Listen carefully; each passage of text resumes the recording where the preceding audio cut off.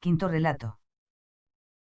El Starets, un año había transcurrido desde que seis al peregrino por última vez.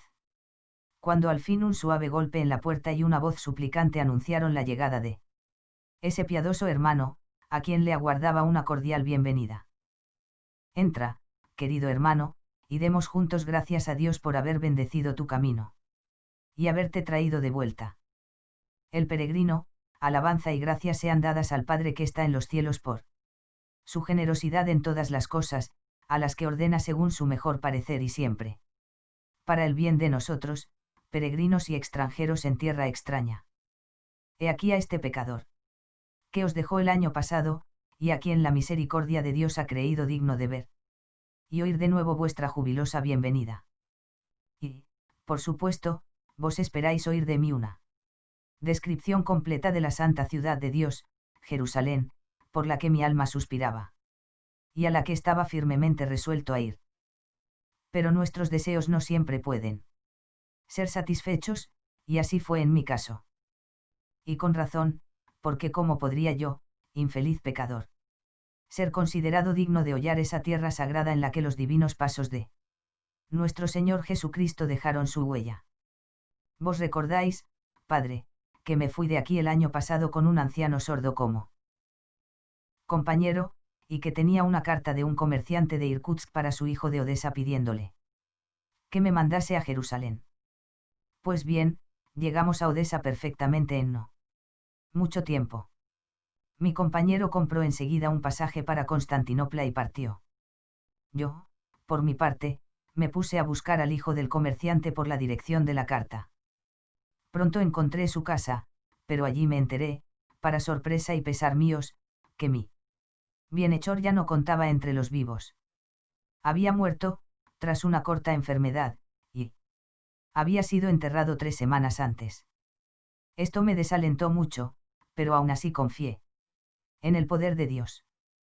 Toda la casa estaba de luto, y la viuda, que quedaba con 3 niños pequeños, tenía tal aflicción que lloraba continuamente y varias veces al día se desvanecía de dolor. Su pena era tan grande, que se hubiera dicho que ella no iba ya tampoco a vivir mucho tiempo. A pesar de todo, en medio de todo esto, ella me recibió amablemente. Aun cuando en tal estado de cosas no podía mandarme a Jerusalén. Pero me pidió que me quedase con ella unos 15 días hasta que su suegro viniese a Odessa, tal como había prometido, para poner en orden los asuntos de la desamparada familia. Relatos de un peregrino ruso. Así que me quedé. Pasó una semana, luego un mes y luego otro. Pero, en vez de venir, el comerciante escribió diciendo que sus propios asuntos no le iban a permitir venir. Y aconsejando que se despidiese a los empleados y se fuesen todos enseguida a Irkutsk. Con él empezó, pues, un gran bullicio y ajetreo, y como 6 que ya no estaban interesados en mí, les agradecí su hospitalidad y me despedí.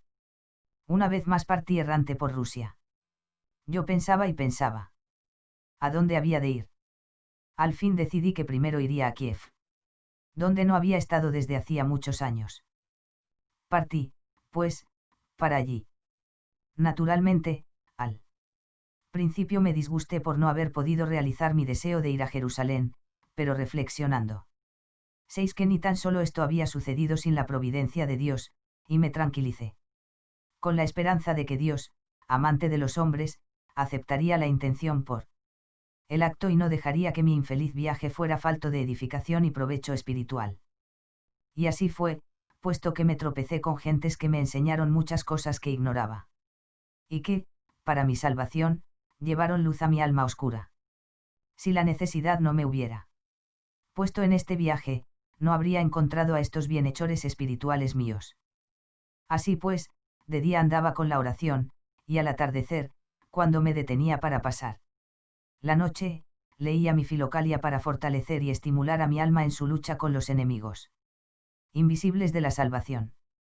De camino, a unas 70 verstas de Odessa, me topé con un hecho asombroso. Había una larga hilera de carros cargados de mercancías, habría unos 30. Los alcancé. El conductor de delante, que era el guía, andaba al lado de su caballo, y los demás le seguían.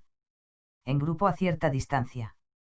La ruta pasaba por una laguna, que era atravesada por una corriente, y en la cual el hielo quebrado de la primavera remolineaba y se apilaba en las orillas con un ruido horrible. De repente, el primer conductor, un hombre joven, detuvo su caballo, y toda la fila de carros que iba detrás tuvo que hacer alto también. Los otros conductores acudieron corriendo hacia él, y vieron que había comenzado a desnudarse. Le preguntaron por qué lo hacía, y les respondió que deseaba muchísimo darse un baño en la laguna.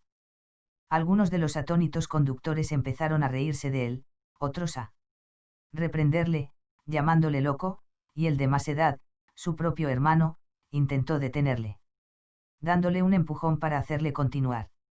El otro se defendía, y no tenía la menor intención de hacer caso a lo que se le decía.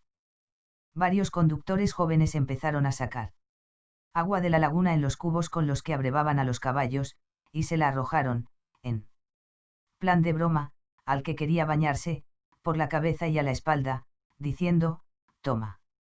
Nosotros te vamos a dar un baño». Tan pronto como el agua hubo tocado su cuerpo, exclamó: «¡Ah, qué bien!», y se sentó en el suelo. Aquellos siguieron echándole agua por encima, y en eso a poco se tendió y allí mismo murió plácidamente. Todos se sobrecogieron, sin tener idea de por qué había ocurrido. Los más mayores se agitaron mucho, diciendo que las autoridades debían ser avisadas, mientras que los demás llegaron a la conclusión de que era su destino el tener una muerte así. Permanecí con ellos cerca de 1 hora, y luego seguí mi camino. Unas 5 verstas más adelante, una aldea en la carretera, y al entrar en ella me encontré a un anciano sacerdote que paseaba por la calle. Se me ocurrió que podía contarle lo que acababa de ver, para conocer cuál era su opinión. El sacerdote me llevó a su casa, yo le conté el suceso, pidiéndole que me explicase la causa de lo que había ocurrido. «No puedo decirte nada sobre ello, querido hermano, salvo quizá que hay en la naturaleza muchas cosas asombrosas que nuestra razón no puede comprender. Esto, creo, está dispuesto de este modo por Dios para mostrar a los hombres más claramente su gobierno y providencia sobre la naturaleza, por medio de ciertos casos de cambios anormales en las leyes de esta. Se da la circunstancia de que yo mismo fui en una ocasión testigo de un caso semejante. Cerca de nuestra aldea hay un barranco muy profundo y abrupto, no muy ancho pero de 70 pies o más de profundidad. Estremece mirar a su fondo oscuro. Han construido una especie de pasarela para franquearlo. Un campesino de mi parroquia, padre de familia muy respetable, fue súbitamente preso, sin ninguna razón, del irresistible deseo de arrojarse desde este pequeño puente al fondo del barranco. Luchó contra la idea y resistió al impulso durante toda una semana. Al fin, no pudo contenerse más. Se levantó temprano un día, partió de casa como un rayo y saltó al abismo. Pronto oyeron sus quejidos y, con gran dificultad, lo extrajeron de la olla, con las piernas rotas. Cuando le preguntaron la razón de su caída, respondió que, a pesar del gran dolor que ahora sufría, su espíritu se había serenado al haber realizado el irresistible deseo que le había obsesionado durante toda una semana, y por la satisfacción del cual había estado dispuesto a perder la vida. Estuvo todo un año en el hospital, recuperándose. Yo solía ir a verle, y a menudo encontraba a los médicos que estaban a su alrededor. Igual que tú, yo quise escuchar de ellos la razón de este suceso. Unánimemente, los médicos contestaban que se trataba de frenesí. Y cuando les pedía una explicación científica de lo que era esto y de qué provocaba que atacase a un hombre, no podía sacarles nada más, excepto el que este era uno de los secretos de la naturaleza aún no revelados a la ciencia. Yo, por mi parte, hacía notar que, si en semejante misterio de la naturaleza uno se volviese hacia Dios en oración, y hablase también de ello con la gente de bien, entonces este irrefrenable frenesí de que hablaban no lograría su propósito. En verdad, nos encontramos en la vida humana con muchas cosas de las que no podemos Tener una comprensión clara. Mientras estábamos hablando, había oscurecido, y pasé allí la noche. Por la mañana. El alcalde envió a su secretario a pedir al sacerdote que enterrase al difunto en el cementerio, y a decir que los médicos, después de la autopsia, no habían detectado ningún signo de locura, y daban como causa de la muerte un ataque repentino. Fíjate en esto ahora, me dijo el sacerdote. La ciencia médica no puede dar una razón precisa para ese impulso incontrolable hacia el agua. Y así, dije adiós al sacerdote y reanudé mi camino. Después que hube viajado varios días, y sintiéndome bastante fatigado, llegué a una ciudad comercial de considerables dimensiones llamada Bielaya-Tcherkov. Como la tarde estaba ya cayendo, me puse a buscar alojamiento para la noche. En el mercado me tropecé con un hombre que parecía ser también un viajero. Hacía indagaciones por las tiendas sobre la dirección de cierta persona que vivía en el lugar. Cuando me vio, vino hacia mí y dijo: pareces también un peregrino, así que vayamos juntos a encontrar a un hombre llamado Ebreinov, que vive en esta ciudad. Es un buen cristiano, y dirige una espléndida posada donde acoge a los peregrinos. Mira, tengo anotado algo acerca de él. Yo consentí de buena gana, y pronto hallamos su casa. Aunque el posadero no estaba en casa, su esposa, una amable anciana, nos recibió muy cariñosamente y nos ofreció una pequeña buhardilla retirada, en el desván. Nos instalamos y descansamos un rato. Luego vino nuestro posadero y nos pidió que cenásemos con ellos. Durante la cena se habló de quiénes éramos y de dónde veníamos, y por una u otra razón la conversación vino a parar a la cuestión del por qué se llamaba Ebreinov 1. Les contaré una extraña cosa acerca de esto, dijo, y empezó su relato. Verán lo que pasó. Mi padre era judío. Había nacido en Stklov, y odiaba a los cristianos. Desde su más temprana edad se preparaba para ser rabino y estudiaba a fondo toda la charladuría judía dirigida a refutar al cristianismo. Cierto día acertó a pasar por un cementerio cristiano. Vio una calavera humana, que debía de haber sido sacada de alguna tumba recientemente removida. Conservaba ambas mandíbulas y había en ellas algunos dientes de aspecto horrible. En un arrebato de mal genio, empezó a mofarse de ella, la escupió, la cubrió de insultos y la dio de puntapiés. No contento con esto, la recogió y la fijó a un poste, como hacen con los huesos de animales para ahuyentar a los pájaros voraces. Después de haberse divertido de este modo, se fue a casa. La noche siguiente. Apenas se había quedado dormido, cuando un desconocido se le apareció y le reprendió violentamente, diciendo: ¿cómo osas insultar a lo que queda de mis pobres huesos? Yo soy cristiano, pero en cuanto a ti, tú eres un enemigo de Cristo. La visión se fue repitiendo varias veces todas las noches, y él no logró ni sueño ni descanso. Más tarde, la misma visión empezó a relampaguear ante sus ojos en pleno día, mientras oía el eco de aquella voz reprochadora. Con el tiempo, la visión se hizo más frecuente hasta que, al fin, empezó a sentirse abatido, lleno de espanto, y a perder las fuerzas. Fue a su rabino, quien le cubrió de rezos y exorcismos. Pero la aparición no solo no cesó, sino que se hizo más frecuente y amenazadora. Este estado de cosas se supo y, oyendo hablar de ello, un amigo suyo, cristiano, se puso a aconsejarle que aceptase la religión cristiana, y a incitarle a pensar que no había otro medio de verse libre de su perturbadora aparición. Pero el judío era remiso a dar este paso. Aún así, dijo en respuesta, haría de buena gana lo que deseas con tal de librarme de esta atormentadora e intolerable aparición. El cristiano se alegró de oír esto y le persuadió de que mandase al obispo local una petición de bautismo y de recepción en la iglesia cristiana. La petición fue escrita, y el judío, no muy ansioso, la firmó. Y mira por dónde, justo en el mismo momento en que la petición era firmada, la aparición Cesó y ya nunca volvió a molestarle. Su gozo fue ilimitado, y con el ánimo enteramente sosegado, sintió una fe tan ardiente en Jesucristo, que se fue volando al obispo, le contó toda la historia y expresó el profundo deseo de ser bautizado. Aprendió con ahínco y rapidez los dogmas de la fe cristiana, y después de su bautizo vino a vivir a esta ciudad. Aquí se casó con mi madre, una buena cristiana. Llevó una vida piadosa y de bienestar. Y fue muy generoso con los pobres. Él me enseñó a ser igual, y antes de su muerte me dio sus instrucciones al respecto, junto con su bendición. He aquí el motivo por el cual me llamo Ebreinov. Escuché esta historia con respeto y humildad, y pensé para mí, qué bueno y cuán benévolo es nuestro Señor Jesucristo, y cuán grande es su amor. ¿Por qué caminos tan distintos atrae a los pecadores hacia sí? ¿Con qué sabiduría emplea cosas de poca importancia para conducir hacia las cosas grandes?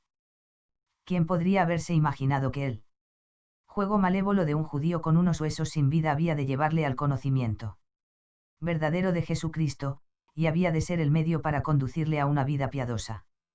Después de cenar, dimos gracias a Dios y a nuestro anfitrión, y nos retiramos a nuestra buhardilla. No queríamos irnos a la cama todavía, así que nos pusimos a conversar. Mi compañero me contó que era un comerciante de Mogilev, y que había pasado 2 años en Besarabia como novicio en uno de los monasterios de allí, pero solo con un pasaporte que expiraba en fecha fija. Iba ahora de vuelta a casa para obtener el consentimiento de la Corporación de Comerciantes a su entrada definitiva en la vida monástica. Aquellos monasterios me satisfacen, dijo, por su orden y su constitución y por la vida rigurosa de los muchos piadosos startsi que allí viven. Me aseguró que poner los monasterios de Besarabia al lado de los rusos era como comparar el cielo con la tierra, y me animó a que hiciera como él. Mientras hablábamos de estas cosas, trajeron a un tercer huésped a nuestra habitación. Se trataba de un suboficial del ejército que volvía ahora a casa de permiso. Vimos que estaba muy cansado por el viaje. Dijimos juntos nuestras oraciones y nos acosta. 98. Relatos de un peregrino ruso.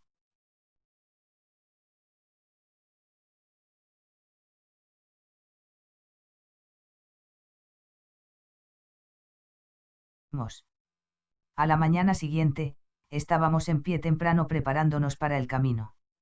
Y solo queríamos ya ir a dar las gracias a nuestro posadero, cuando de pronto oímos las campanas que llamaban a maitines.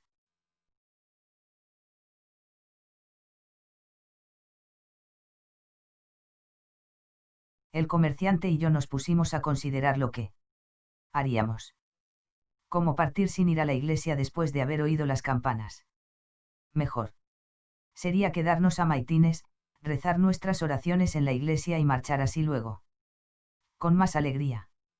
Una vez decidido así, llamamos al suboficial. Pero este dijo: ¿qué objeto tiene ir a la iglesia mientras estás de viaje? ¿Qué saca Dios con qué? Vayamos. Vayámonos a casa, y ya rezaremos luego nuestras oraciones. Ustedes dos vayan. Si quieren. Yo no voy a ir. Para cuando hayan asistido a maitines, yo ya estaré a unas 5 verstas de aquí, y quiero llegar a casa lo antes posible. A esto el comerciante dijo: tenga cuidado, hermano, no vaya tan deprisa con sus proyectos hasta conocer cuáles son los planes de Dios. Nosotros fuimos a la iglesia, pues, y él emprendió el camino. Nos quedamos a maitines y también a la misa.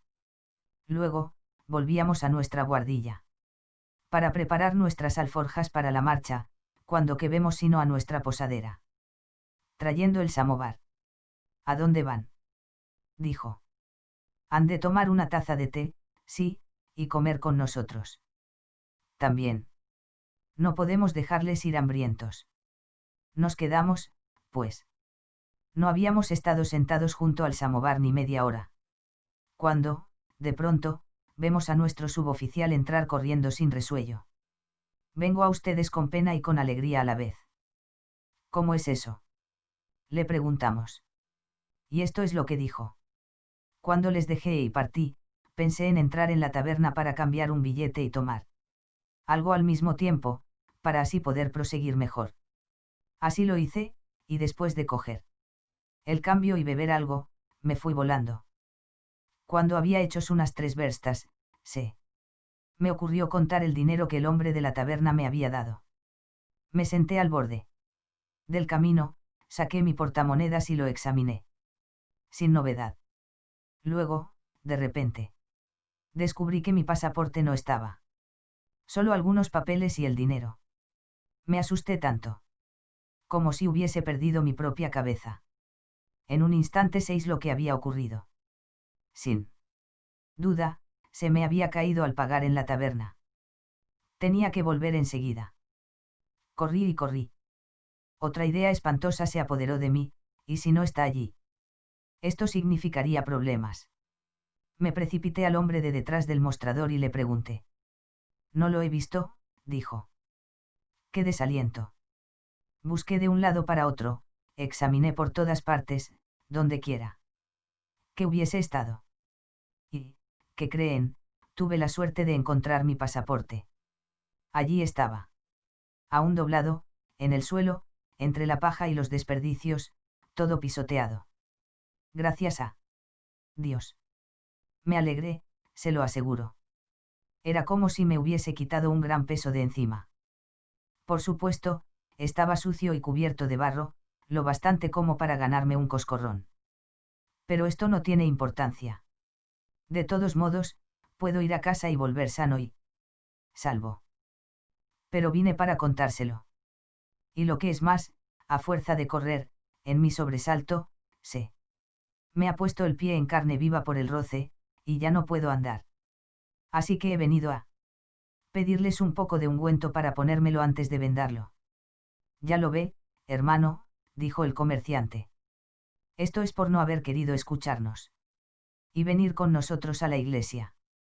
Quería tomarnos una buena delantera y, por el contrario, aquí está de nuevo, y cojo, de propina.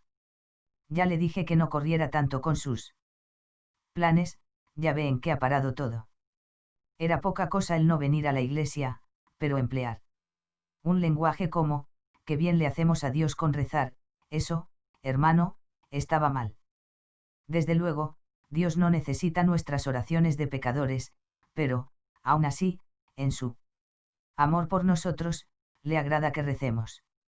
Y no es solo esa santa plegaria que el propio Espíritu Santo nos ayuda a ofrecer y despierta en nosotros la que le complace, puesto que esto nos lo pide cuando dice, permaneced en mí y yo en vosotros, sino que cada intención, cada impulso, incluso cada pensamiento que va dirigido a su gloria y a nuestra propia salvación, tiene valor a sus ojos. Y por ellos, la infinita misericordia de Dios concede generosas recompensas. El amor de Dios concede gracia 1000 veces más de lo que las acciones humanas merecen.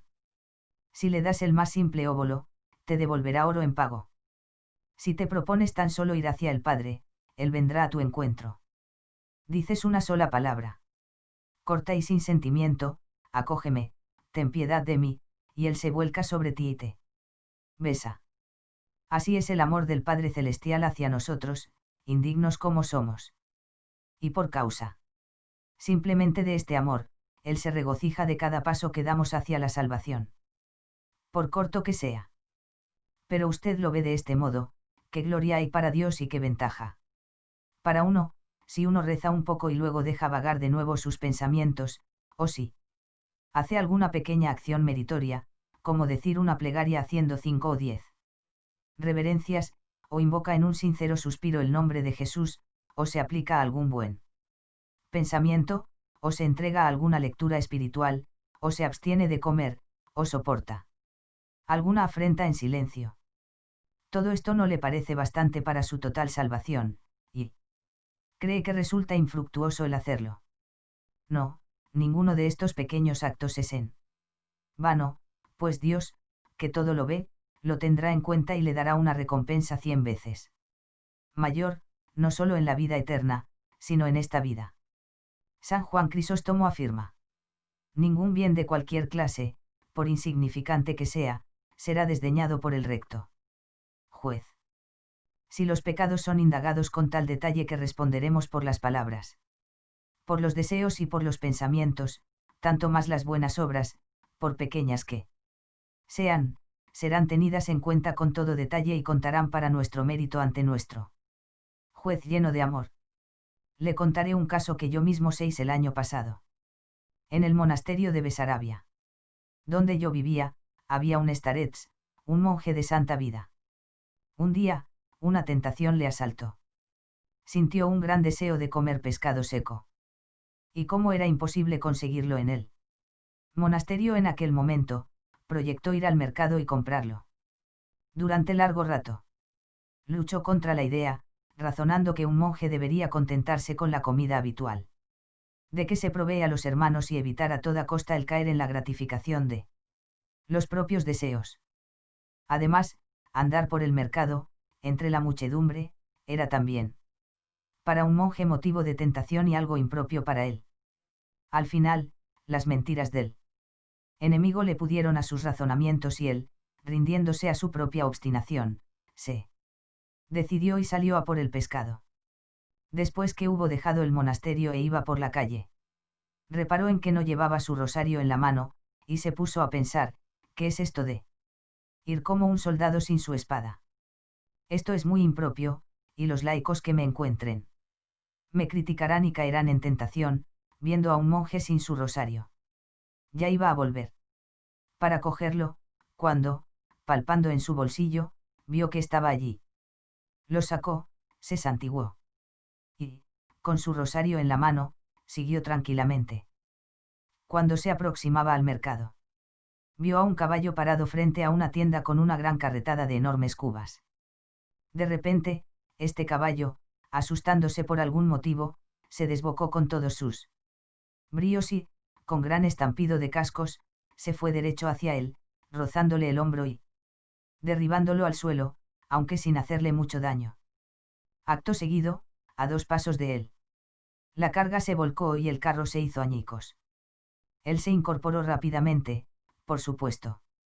Que bastante asustado, pero al mismo tiempo maravillado de cómo Dios había salvado su vida, ya que si la carga hubiese caído una fracción de segundo antes, él habría sufrido la misma suerte que el carro. Sin pensar más en ello, compró el pescado, volvió, se lo comió, rezó sus oraciones y se acostó.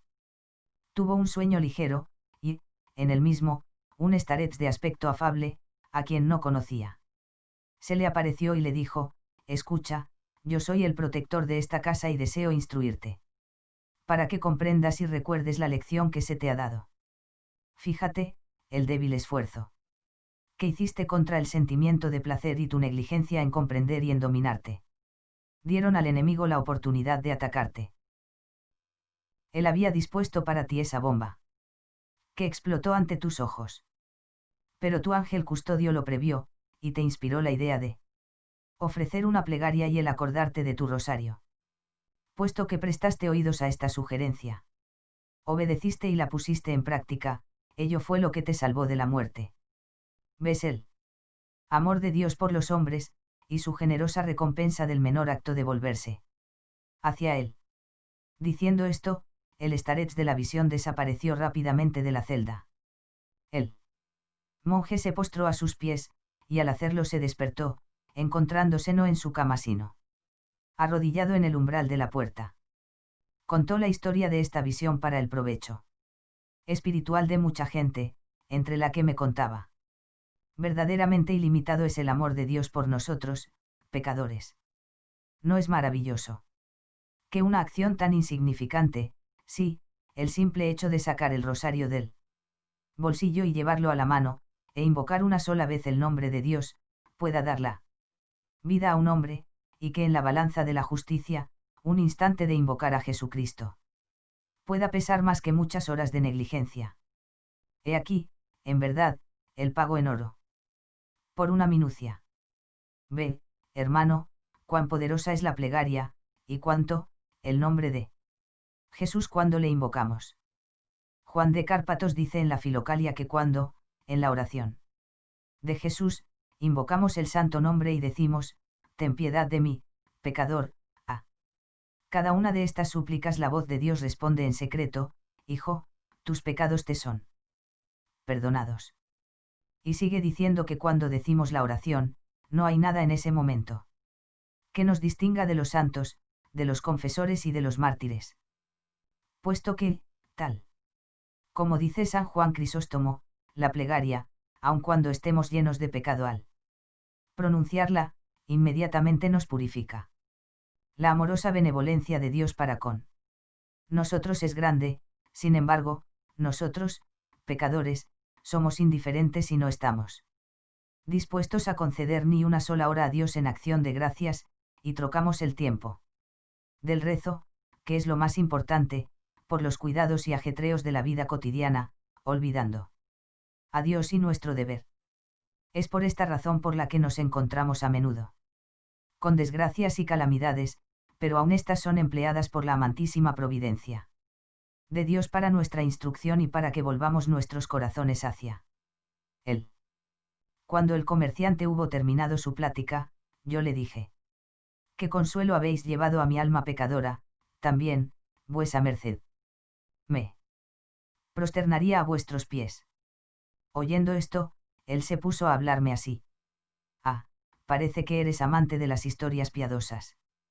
Espera pues, voy a leerte otra parecida a la que le he contado a él. Tengo aquí un libro con el que viajo llamado Agapiao, la salvación de los pecadores, que contiene muchas cosas admirables. Sacó el libro de su bolsillo y empezó a leer una historia muy hermosa sobre un tal Agatónic, un hombre devoto, quien desde su infancia había sido enseñado por sus piadosos padres a rezar cada día delante del icono de la Madre de Dios la oración que empieza por regocijate, doncella encinta de Dios, y así lo hacía siempre. Más tarde, cuando creció e inició su propia vida, se vio absorbido por los cuidados y ajetreos de la vida. Y solo rara vez rezaba la oración, hasta que la abandonó totalmente. Un día dio alojamiento para la noche a un peregrino, quien le contó que era un eremita de la Tebaida, y que había tenido una visión en la que se le ordenaba ir a un tal Agatónic y reprenderle por haber abandonado la oración a la Madre de Dios.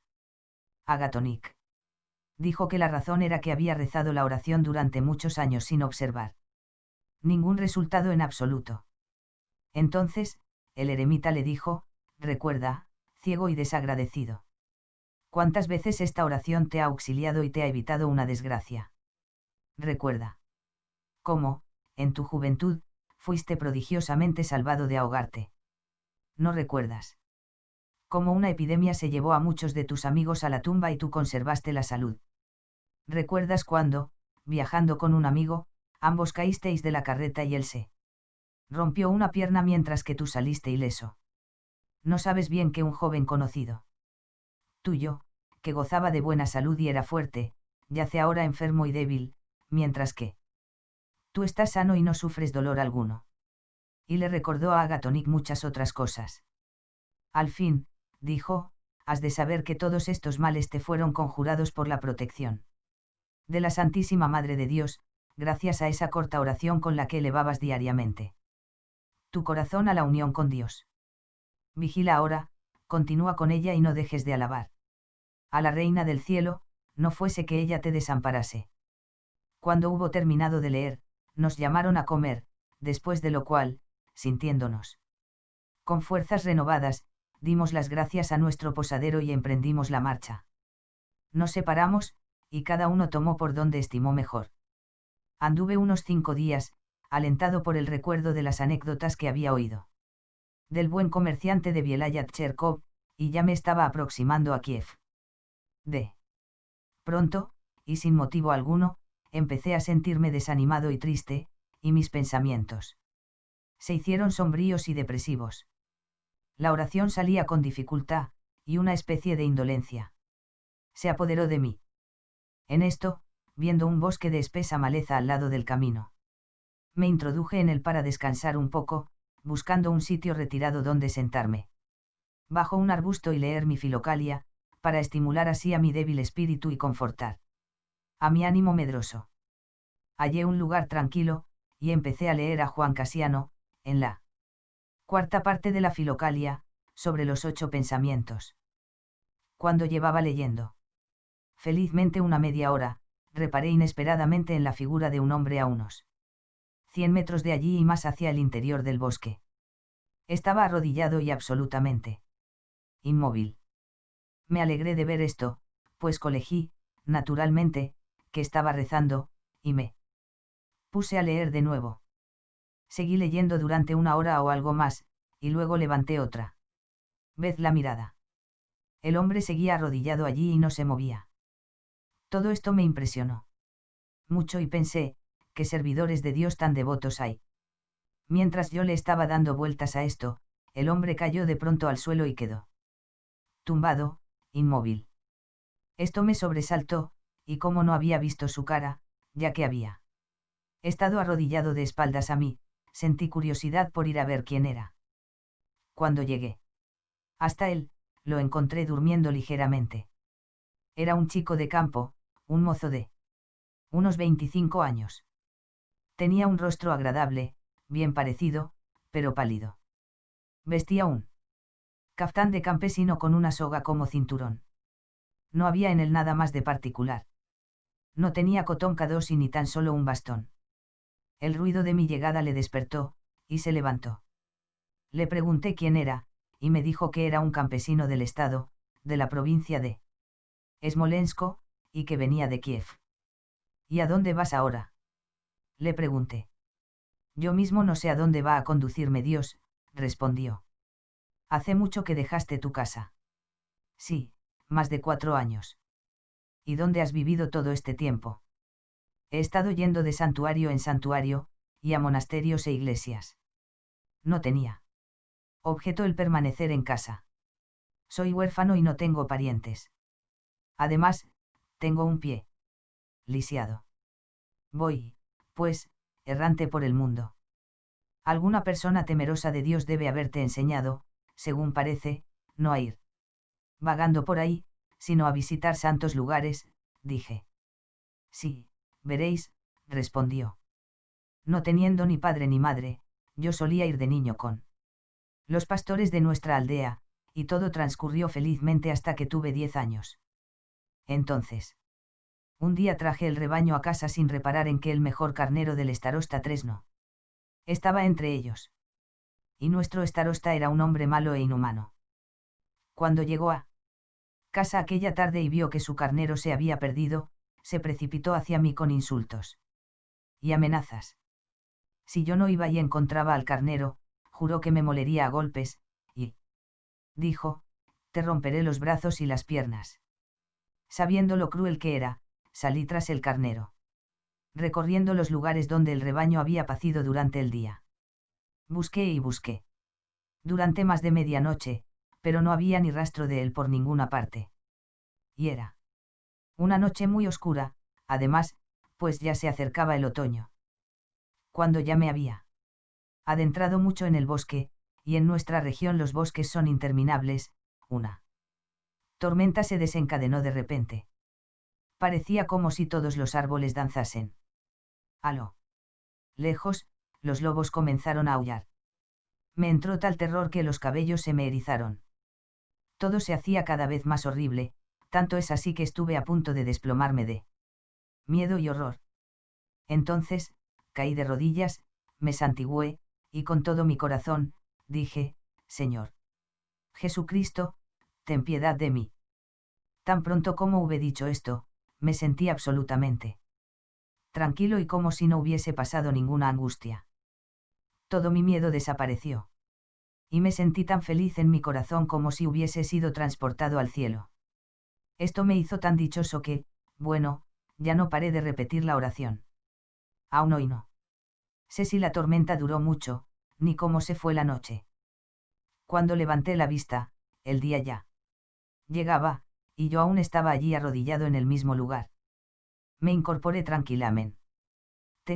6 que ya no iba a encontrar al carnero, y me fui a casa. Pero ahora todo estaba bien en mi corazón, y repetía la oración a más no poder. Tan pronto como llegué a la aldea, el starosta vio que no había traído al carnero y me apaleó hasta dejarme medio muerto. Me dejó este pie fuera de sitio, ¿veis? Tuve que guardar cama 6 semanas, casi sin poder moverme, a resultas de esta paliza. Todo lo que sabía era que seguía repitiéndola oración, y que esto me consolaba. Cuando me recobré un poco, me fui a vagar por el mundo, y puesto que ir dando de empellones por entre la multitud no me interesaba, a la par que suponía mucha ocasión de pecado, recurría ir errante de un lugar santo a otro, y también por los bosques. Así es como he pasado casi 5 años ya. Cuando hube escuchado esto, mi corazón se alegró por haberme Dios creído digno de encontrar un hombre tan bueno, y le pregunté: ¿y te sirves todavía a menudo de la oración? No podría existir sin ella, respondió. Solo con que recuerde cómo me sentí.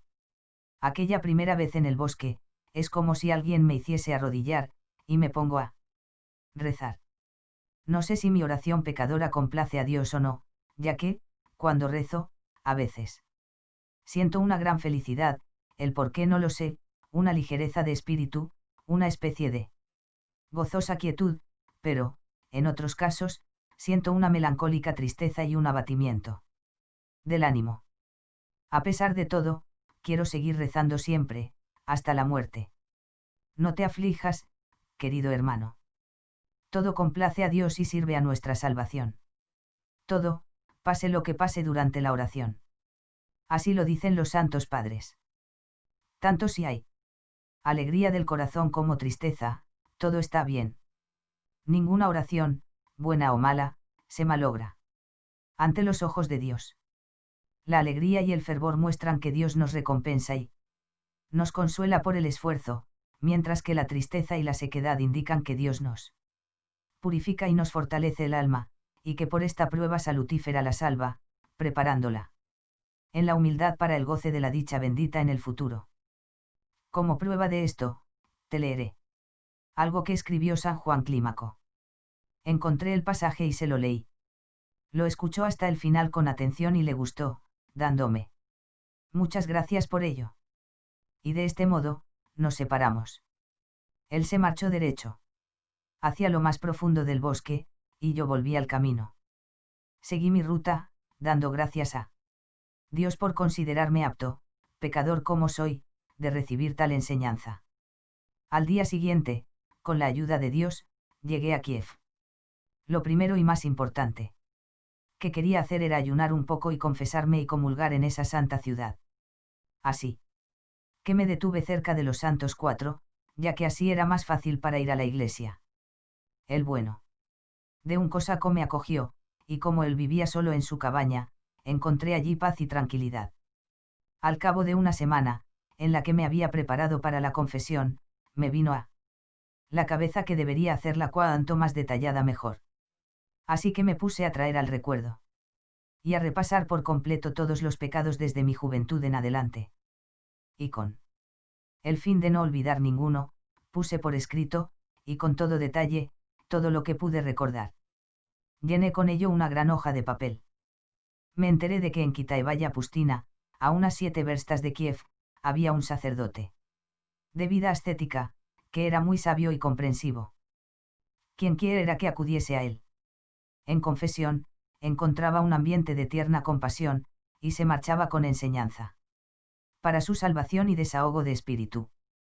Me alegré mucho al enterarme de esto, y me fui hacia allí enseguida. Después que hube pedido su consejo, y hubimos hablado un rato, le di a leer mi hoja de papel. La leyó por entero, y luego dijo: querido amigo, mucho de lo que has escrito es absolutamente fútil. Escucha, primero.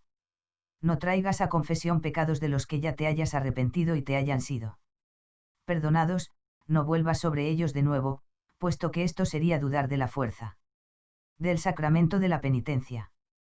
Segundo, no hagas memoria de otra gente que haya tenido relación con tus pecados, júzgate solo a ti. Tercero, los santos padres nos prohíben mencionar todas las circunstancias de los pecados, y nos ordenan confesarnos de ellos. En general, a fin de evitar la tentación tanto para nosotros mismos como para el sacerdote. Cuarto, has venido para arrepentirte, y no te arrepientes de que no sepas arrepentirte. Esto es, de que tu arrepentimiento sea tibio y negligente. Quinto, has repasado todos estos detalles, pero has pasado por alto lo más importante, no has revelado los pecados más graves de todos. No has confesado, ni anotado, que no amas a Dios, que odias a tu prójimo, que no crees en la palabra de Dios, y que estás henchido de orgullo y de ambición. Una inmensa cantidad de maldad, y toda nuestra perversión espiritual, residen en estos 4 pecados. Ellos son las raíces de las que brotan los retoños de todos los pecados. ¿En qué caemos? Quedé muy sorprendido al oír esto, y dije: Perdón, reverendo padre, pero ¿cómo es posible no amar a Dios, nuestro Creador y nuestro guarda? ¿Qué hay en qué creer sino la palabra de Dios, en la que todo es verdadero y santo? Yo quiero bien a todos mis semejantes, ¿y por qué iba a odiarlos? No. Tengo nada de qué enorgullecerme, además de tener innumerables pecados, no tengo nada digno de ser ensalzado, y que podría yo codiciar, con mi pobreza y con mi mala salud. Naturalmente, si yo fuese un hombre culto, o rico, entonces sin duda sería culpable de las cosas de que habláis. Es una lástima, querido, que comprendieras tan poco de lo que dije. Mira, vas a aprender más deprisa si te doy estas notas. Es lo que siempre uso para mi propia confesión. Léelas de cabo a rabo, y tendrás, de forma lo bastante clara, una muestra exacta de lo que te acabo de decir. Me dio las notas, y me puse a leerlas. Helas aquí. Confesión que conduce al hombre interior a la humildad. Volviendo la mirada atentamente sobre mí mismo, y observando el curso de mi estado interior, he comprobado por experiencia que no amo a Dios, que no amo a mis semejantes, que no tengo fe, y que estoy lleno de orgullo y de sensualidad. Todo esto lo descubro realmente en mí como resultado del examen minucioso de mis sentimientos y de mi conducta, de este modo. 1. No amo a Dios. Puesto que si amase a Dios, estaría continuamente pensando en Él con profundo gozo. Cada pensamiento de Dios me daría alegría y deleite. Por el contrario, pienso mucho más a menudo, y con mucho más anhelo, en las cosas terrenales. Y el pensar en Dios me resulta fatigoso y árido. Si amase a Dios, hablar con Él en la oración sería entonces mi alimento y mi deleite, y me llevaría a una ininterrumpida comunión con Él. Pero, por el contrario, no solo no encuentro deleite en la oración, sino que incluso representa un esfuerzo para mí. Lucho con desgana, me debilita la pereza, y estoy siempre dispuesto a ocuparme con afán en cualquier fruslería, con tal de que acorte la oración y me aparte de ella. El tiempo se me va sin advertirlo en ocupaciones vanas. Pero cuando estoy ocupado con Dios, cuando me pongo en su presencia, cada hora me parece un año. Quien ama a otra persona, piensa en ella todo el día sin cesar, se la representa en la imaginación, se preocupa por ella, y en cualquier circunstancia no se le va nunca del pensamiento.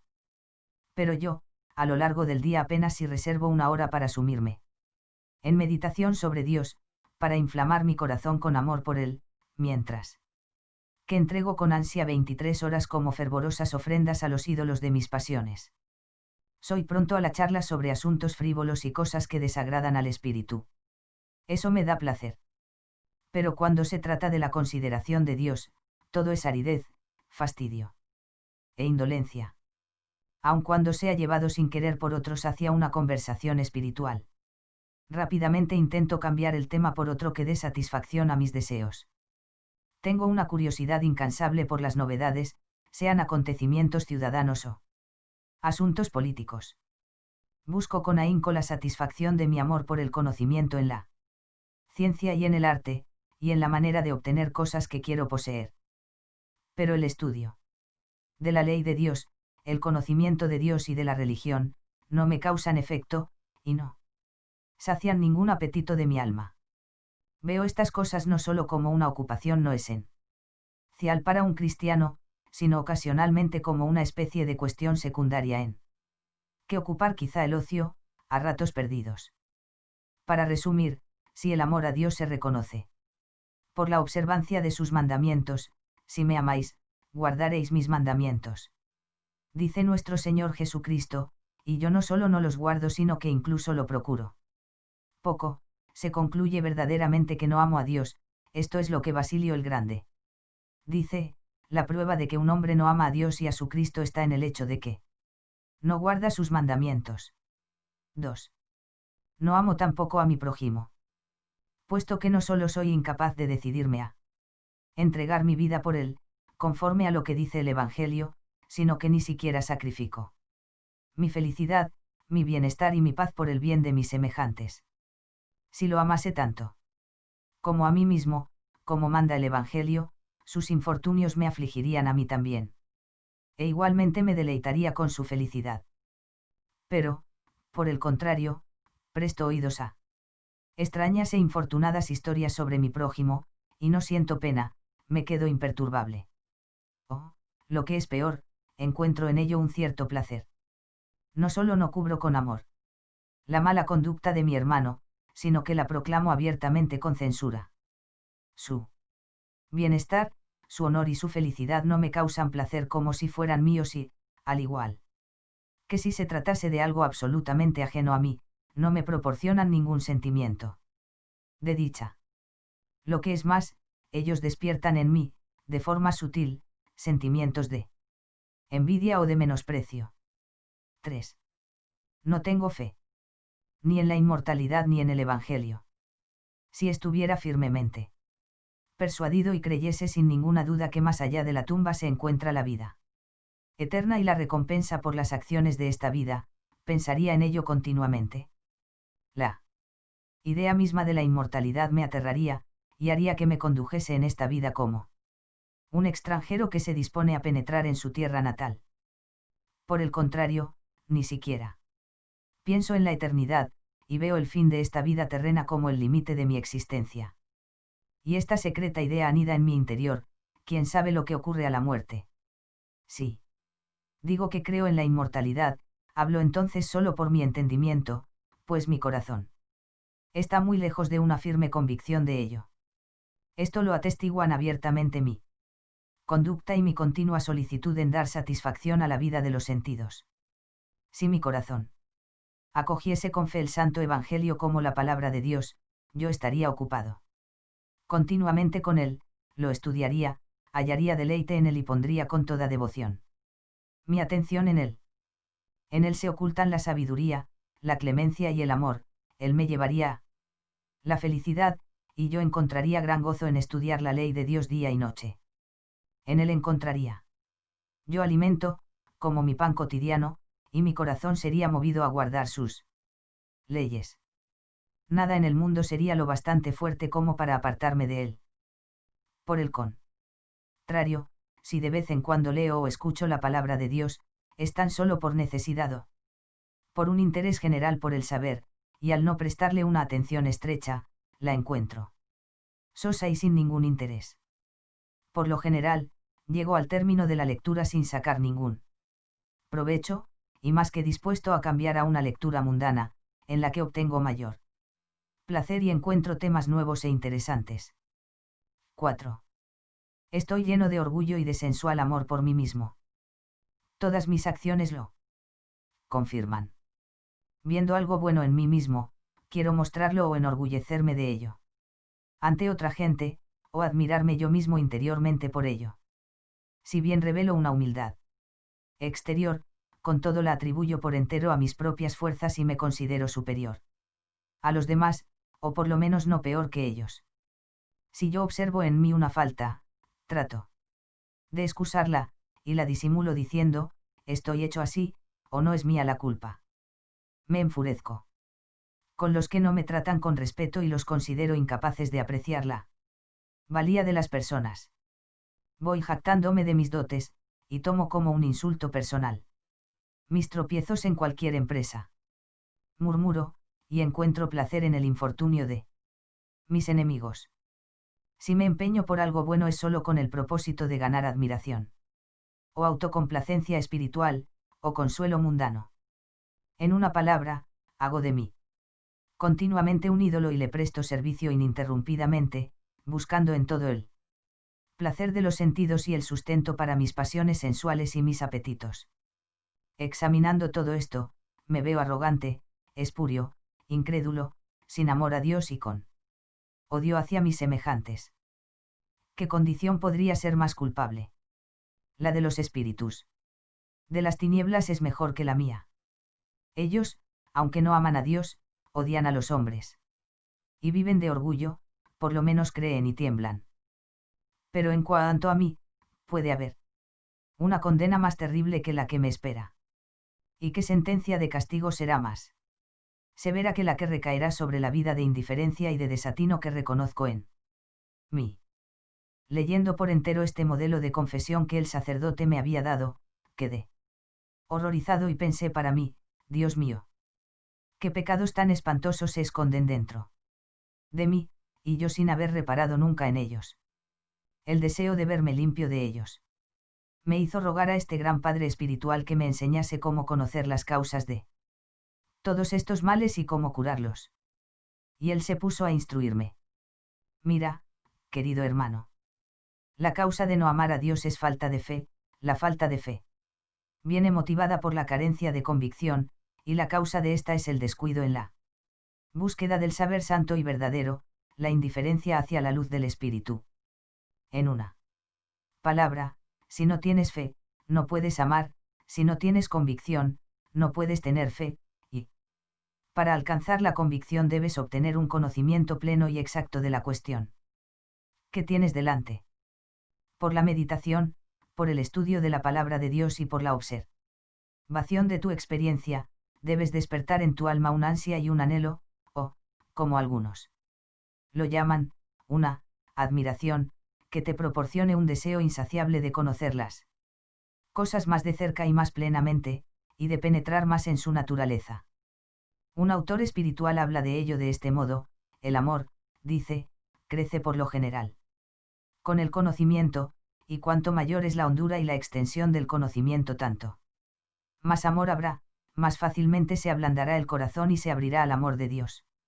A medida que contemple con diligencia toda la plenitud y belleza de la naturaleza divina y su ilimitado amor por los hombres. Ahora ves, pues, que la causa de aquellos pecados que tú leíste es la pereza en pensar sobre cosas espirituales, pereza que ahoga el sentimiento mismo de la necesidad de tal reflexión. Si quieres saber cómo superar este mal, combate por la iluminación de tu espíritu con todos los medios en tu poder, y lógralo por el estudio aplicado de la palabra de Dios y la de los santos padres, con la ayuda de la meditación y del consejo espiritual. Y por la conversación de aquellos que son sabios en Cristo. Ah, querido hermano, con cuánto infortunio nos tropezamos solo por culpa de nuestra desidia en buscar luz para nuestras almas en la palabra de verdad. No estudiamos la ley de Dios día y noche, y no pedimos por ella con diligencia y sin cesar. Y a causa de esto, nuestro hombre interior, indigente, pasa hambre y frío, de tal modo que no tiene fuerzas para dar un paso resuelto hacia adelante en el camino de la virtud y de la salvación.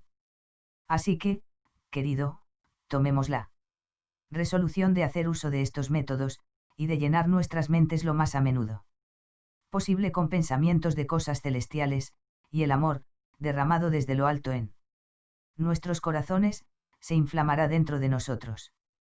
Haremos esto juntos, y rezaremos tan a menudo como podamos, pues la oración es el medio capital y más poderoso para nuestra regeneración y nuestra felicidad.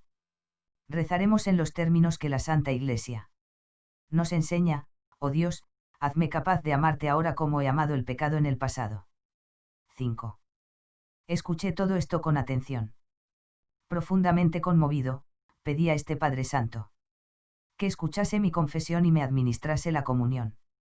Y a la mañana siguiente, después del don de mi comunión, me disponía a volver a Kiev con este bendito viático.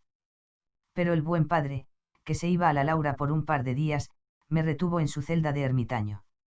Por este periodo de tiempo, a fin de que en el silencio de la misma, pudiese yo entregarme a la oración sin estorbos. Y, en efecto, pasé esos 2 días como si estuviera en el cielo. Por las plegarias de mi starets, yo, indigno de mí, gozaba en perfecta paz. La oración se derramaba por mi corazón tan fácil y tan felizmente, que durante aquel tiempo creo que me olvidé de todo, incluso de mí, en mi pensamiento no estaba más que Jesucristo. Y solo Él. Al fin, el sacerdote volvió, y yo le pedí su guía y su consejo sobre a dónde ir ahora en mi ruta de peregrino. Me dio su bendición, diciendo, ve a Pochab, inclínate allí ante la milagrosa huella 6 de la Purísima Madre de Dios, y ella guiará tus pasos por el camino de la paz. Así pues, siguiendo con fe su consejo, 3 días más tarde partí para Pochab. Durante unas 200 verstas no viajé nada feliz, ya que el camino se extendía a través de tabernuchos y de aldeas de judíos, y raramente me encontraba con alguna morada cristiana. En una heredad, observé la presencia de una posada de cristianos rusos, y me alegré por ello. Entré para pasar la noche y pedir también un poco de pan para el viaje. Pues mis galletas se estaban terminando. Vi al patrón, un anciano de aspecto acomodado, quien, según supe, procedía de la misma provincia que yo, la de Orlov. Enseguida que entré en la pieza, su primera pregunta fue esta: ¿cuál es tu religión? Yo respondí que era cristiano, y Pravoslavny 7. Sí, Pravoslavny, dijo riendo. Vosotros sois Pravoslavny solo de palabra, en acciones no sois más que paganos. Lo conozco todo de vuestra religión, hermano. Un sacerdote ilustrado me tentó una vez y lo probé. Me incorporé a vuestra iglesia, y permanecí en ella durante 6 meses, después de los cuales volví a los usos de nuestra comunidad. Unirse a vuestra iglesia no es más que un engaño. Los lectores mascullan el oficio divino de cualquier modo, con cosas que no oyes y otras que no puedes entender. Y el canto no es mejor que el que oyes en una taberna. Y la gente, están todos en un montón, hombres y mujeres juntos, hablan durante el culto, se vuelven, pasean la mirada. Andan de un lado para otro, y no te dejan ni paz ni tranquilidad para rezar tus oraciones. ¿Qué tipo de culto es ese? No es más que un pecado.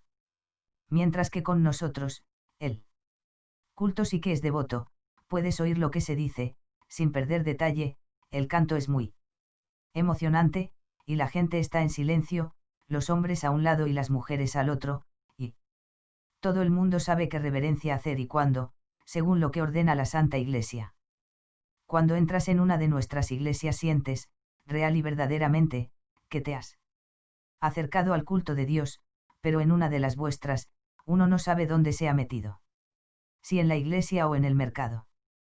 Por todo esto comprendí que el anciano era un porfiado Raskolnik. Pero hablaba de forma tan plausible, que yo no podía discutir con él ni convertirle. Solo pensé para mí que sería imposible convertir a los viejo creyentes a la verdadera iglesia hasta que los servicios religiosos no fuesen corregidos entre nosotros, y hasta que el clero en particular no diese el ejemplo en ello. El Raskolnik no sabe nada de la vida interior, él se apoya en lo externo, y es en esto en lo que nosotros somos descuidados. Así que deseaba irme de allí, y ya había salido al vestíbulo, cuando con sorpresa, a través de la puerta abierta de una habitación privada, a un hombre que no parecía ruso. Estaba tendido en la cama, y leía un libro. Me llamó por señas, y me preguntó quién era. Se lo dije, y entonces habló así. Escucha, querido amigo, no aceptarías cuidar de un enfermo, digamos una semana. Hasta que, con la ayuda de Dios, me mejore. Soy griego, y monje del monte Athos. He venido a Rusia a recoger limosnas para mi monasterio, y a la vuelta he caído enfermo. De tal manera que no puedo andar de dolor en las piernas. Así que he tomado esta habitación aquí.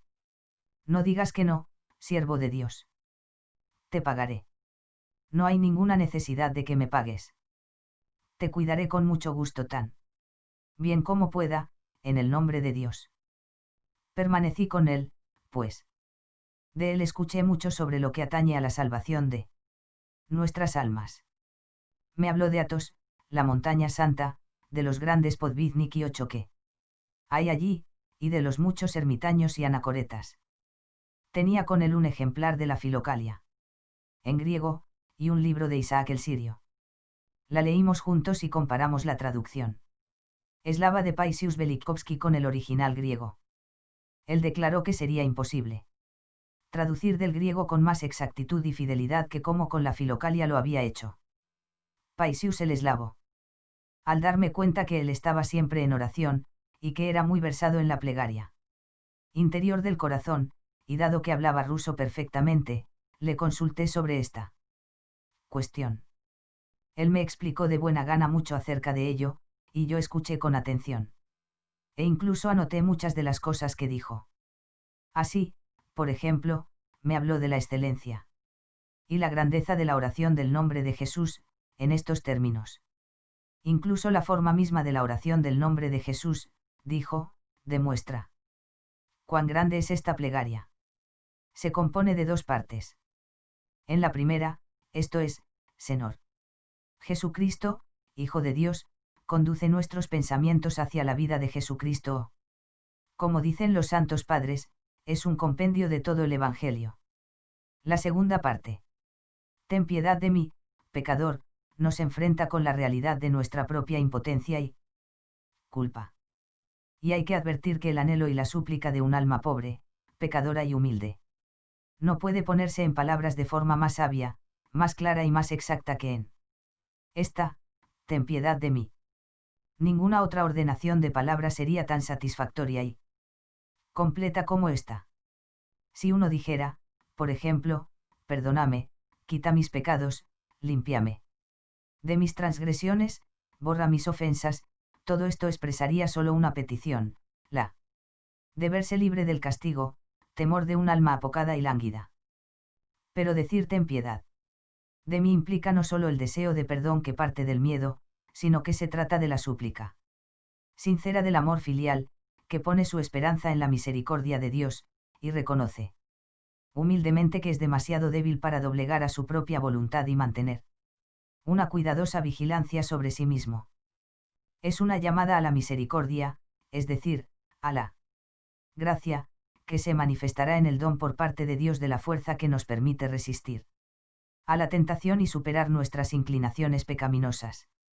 Es como un deudor sin dinero que pide a su benigno acreedor no solo que le condone la deuda, sino que se compadezca también de su extrema pobreza y le dé una limosna.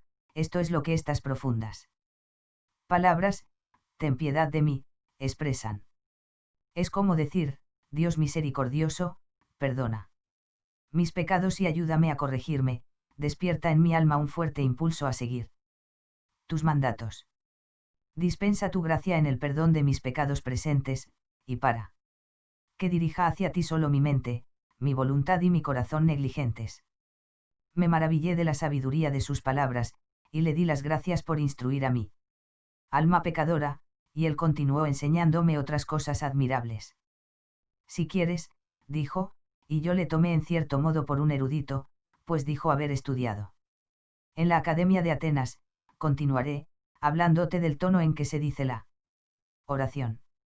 Yo he tenido ocasión de oír a muchos cristianos temerosos de Dios rezarla oralmente tal como la palabra de Dios les ordena, y de conformidad con la tradición de la Santa Iglesia. La usan tanto en sus oraciones privadas como en la Iglesia. Si escuchas atentamente, y en intimidad, esta queda recitación de la oración, puedes advertir para tu provecho espiritual que el tono de la voz varía en distintas personas. Así pues, algunos ponen énfasis en la primera palabra de la oración y dicen Señor Jesucristo, y luego completan el resto en un tono llano. Otros empiezan la oración con voz uniforme y cargan el acento en mitad de la oración, sobre la palabra Jesús, como si fuera una exclamación. Y concluyen, de nuevo, en el mismo tono que al inicio. Otros, aún, empiezan la oración y la continúan sin poner ningún énfasis hasta que llega a las últimas palabras. Ten piedad de mí, donde levantan sus voces en rapto. Y algunos dicen toda la oración con todo el énfasis puesto en la frase Hijo de Dios. Ahora, escucha. La oración es una y la misma. Los cristianos ortodoxos sostienen una única profesión de fe. Y es noción común a todos ellos que esta oración, sublime. Entre todas, incluye dos cosas, el Señor Jesús y la llamada a Él. Esto se sabe que es igual para todos. ¿Por qué, entonces, no todos lo expresan del mismo modo, es decir? ¿Por qué no en el mismo tono? Porque el alma ruega de forma particular, y se expresa con particular énfasis, no en el mismo lugar para todos, sino en un determinado lugar. Para cada uno. Muchos dicen que esto es quizá el resultado de la costumbre o de la imitación de otros, o que depende del modo de comprender las palabras que corresponde al punto de vista particular, o finalmente que es solo tal como les ir con más facilidad y naturalidad a cada persona. Pero yo pienso de forma muy distinta acerca de ello. Me gusta buscar en ello algo más elevado, algo desconocido no solo para el oyente sino incluso también para la persona que reza. ¿No habrá en esto un impulso misterioso del Espíritu Santo, que aboga en nosotros con gemidos inefables en aquellos que no saben cómo ni sobre qué rezar? Y si es por el Espíritu Santo, como dice el apóstol, por el que cada uno invoca el nombre de Jesucristo, el Espíritu Santo, que obra en secreto y da una oración al que reza, puede también dispensar su benéfico don sobre todos, a pesar de su falta de fortaleza. A uno le concede el temor reverencial de Dios, a otro, el amor, a otro, la firmeza en la fe, y a otro, la humildad. Y así con todos. Si esto es así, entonces quien ha recibido el don de reverenciar y alabar el poder del Todopoderoso acentuará con especial sentimiento en sus oraciones la palabra Senor, en la que siente la grandeza y el poder del Creador.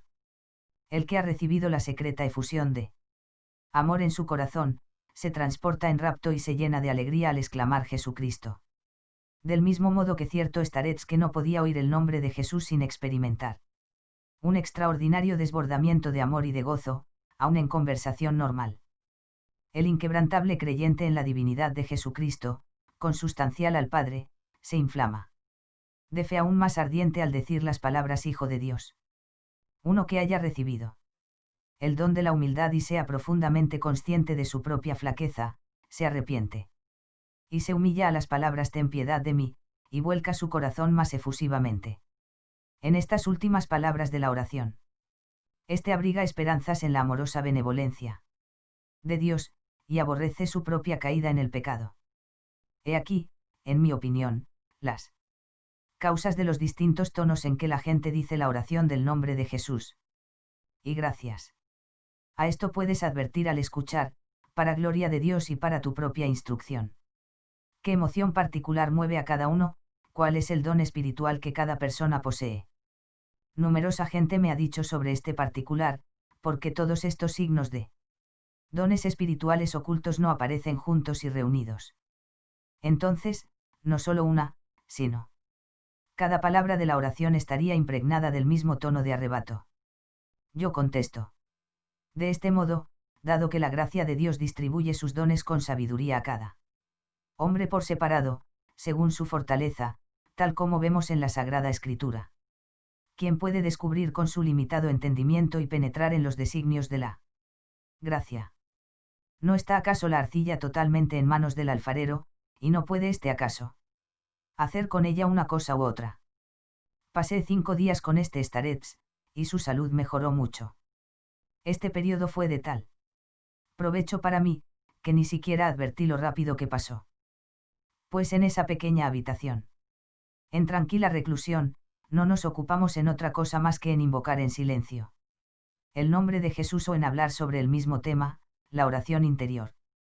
Un día, un peregrino vino a vernos. Se quejaba amargamente de los judíos y los insultaba.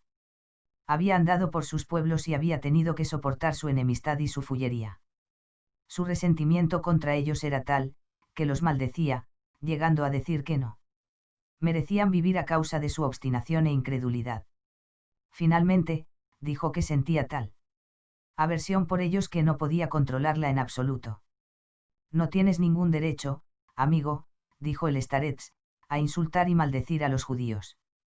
De este modo, Dios los hizo a ellos como nos hizo a nosotros. Deberías apenarte por ellos y rogar por ellos, no maldecirlos.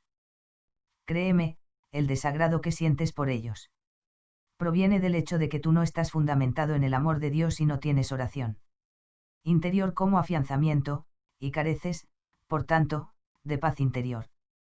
Te leeré un pasaje de los Santos Padres acerca de esto. Escucha, esto es lo que escribe Marcos el asceta.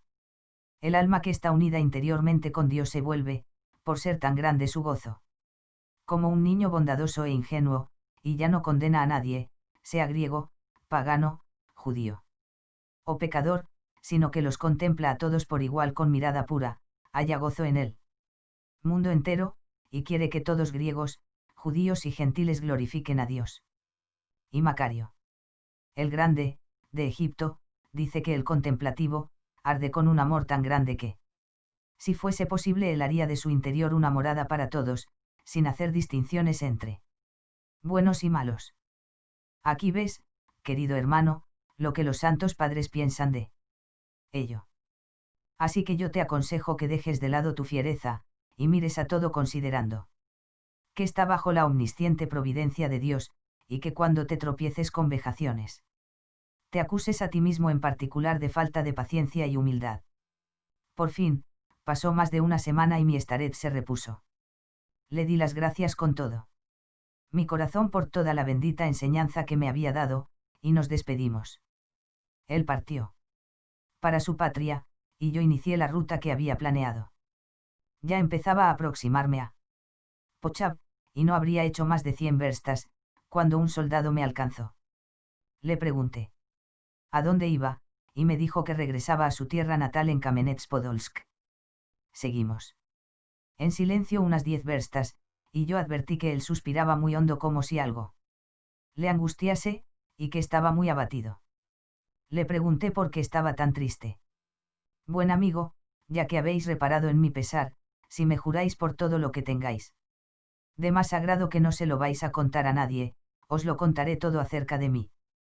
Puesto que estoy cerca de la muerte y no tengo a nadie con quien hablar de ello. Le aseguré como cristiano, que yo no tenía la menor necesidad de contárselo a nadie. Y que, por amor fraterno, me alegraría darle toda la ayuda que pudiese. Bien pues, empezó, fui reclutado como soldado entre los campesinos del Estado. Después de unos 5 años de servicio aquello se me hizo insoportable, de hecho. A menudo me azotaban por negligencia y embriaguez. Se me metió en la cabeza la idea de escapar, y aquí me tenéis, desertor desde hace ya 15 años. Durante 6 años me escondí por donde pude. Robé en granjas, despensas y almacenes. Robé caballos, atraqué tiendas. Y continué esta especie de profesión siempre yo solo. Me deshacía de lo robado. De varias maneras. Me bebía el dinero, y llevaba una vida depravada cometiendo toda suerte de pecados. Solo que mi alma no pereció. Me siguió yendo muy bien, pero al final fui a parar a la cárcel por vagar sin pasaporte. Pero incluso de allí escapé cuando me presentó la ocasión. Entonces, me encontré inesperadamente con un soldado que había sido licenciado del servicio y se iba a su casa, en una alejada provincia, pero como estaba enfermo y apenas podía andar, me pidió que le llevase al pueblo más próximo, donde poder encontrar alojamiento. Le conduje, pues. La policía nos autorizó a pasar la noche en un pajar, sobre un montón de heno, y allí nos acostamos. Cuando me desperté por la mañana, eché una mirada a mi soldado, y allí estaba, muerto y rígido. Busqué apresuradamente, pues, su pasaporte, es decir, su licencia, y cuando la hube encontrado, junto con una buena suma de dinero también, y mientras todos dormían aún, salí de aquel cobertizo y del patio trasero tan aprisa como pude, me metí en el bosque y desaparecí. Al leer su pasaporte, 6 que en edad y en señas distintivas era casi igual que yo. Me alegré mucho por ello, y me interné resueltamente en la región de Astracán. Allí empecé Asentar un poco la cabeza, y conseguí trabajo como labrador. Me asocié con un anciano, que tenía casa propia y era tratante de ganado. Vivía solo con su hija, que era viuda.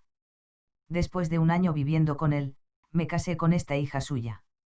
Luego, el anciano murió. No pudimos llevar adelante el negocio.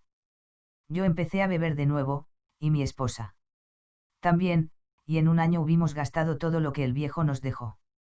Y entonces, mi mujer enfermó y murió.